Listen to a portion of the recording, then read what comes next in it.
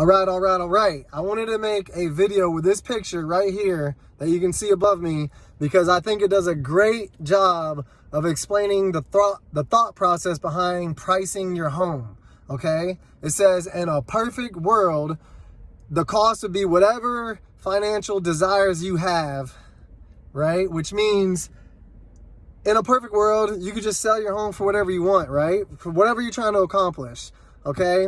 So on the buying end, buyers, as you can see this little chart to the left, buyers, they pretty much wish they could pay $5 for your property, right? And on the selling end, of course, you wish that they would pay $5 million for your property or whatever it is.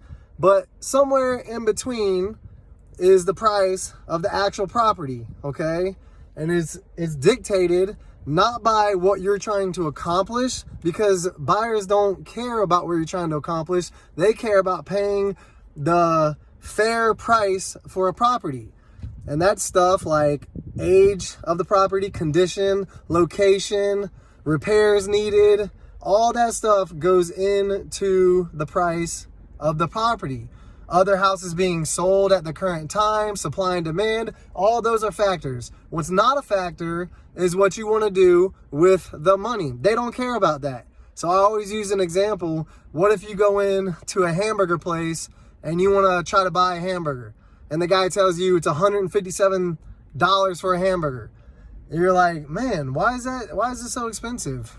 And he says, oh, my daughter needs braces, or my dog needs an operation. Do you care if his daughter needs braces or his dog needs an operation? Are you going to pay $150 for that hamburger? Or are you just going to go to a different hamburger place and get a fairly priced hamburger? That's the same thing with homes.